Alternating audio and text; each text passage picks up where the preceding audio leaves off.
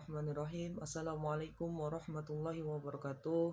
Perkenalkan, nama saya Chandra Pratama, NIM 2030502158, kelas 2052 BPIE, Fakultas Dakwah dan Komunikasi, jurusan Bimbingan Penyuluhan Islam, dengan dosen pengampu Bapak Dr. Haji Hendra Wijaya SAG MPDI.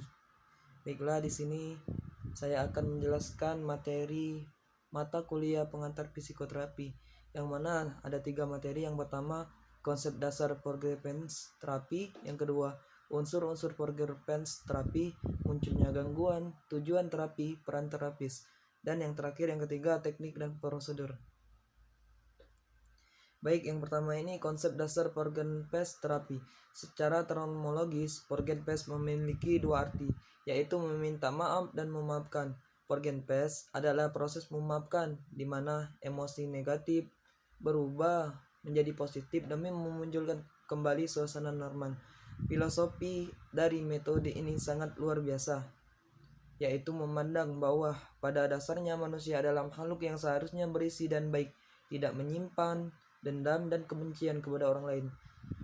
Jika seseorang menyimpan kebencian atau dendam kepada seseorang, maka pikiran bawah sadarnya akan bereaksi dan memunculkan berbagai simptom, misal depresi. Maka dari itu, jika ada seseorang yang mengalami depresi karena permasalahannya, maka Forgettance terapi akan menjadi sistem prosedur yang harus dijalankan di awal dan permasalahan tersebut dapat diselesaikan.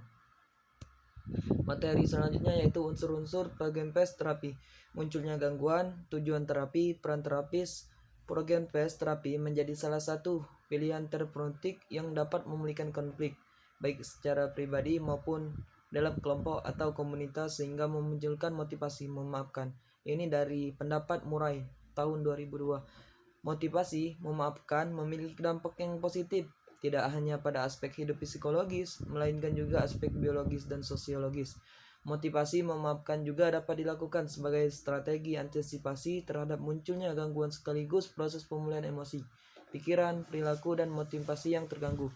Motivasi memaafkan membantu individu untuk menerima dan menghadirkan kembali pengalaman luka dan penderitaan, menemukan penanggung jawab utama, mengidentifikasi korban, mengklasifikasikan perasaan sakit hati secara tepat, serta masuk ke dalam keutuhan diri setelah menerima kembali diri sendiri maupun orang lain secara bertanggung jawab. Materi selanjutnya yaitu tujuan dari Forgettance terapi, antara lain ada 3. Yang pertama, memaafkan adalah untuk kepentingan diri sendiri. Yang kedua, memaafkan hanya dilakukan secara batin, tidak perlu memberitahu. Dan yang terakhir, yang ketiga, memaafkan bukan berarti menyukai pihak yang pernah berbuat salah. Materi selanjutnya yaitu teknik dan prosedur. Yang pertama, audio terapi. Audio tersebut dapat diakses oleh peserta didik dalam membantu peserta didik melakukan terapi mandiri di rumah. Dan yang terakhir, yang kedua, teknik diagram kehidupan, yang biasa dilakukan dengan metode bimbingan klasikal atau bimbingan kelompok.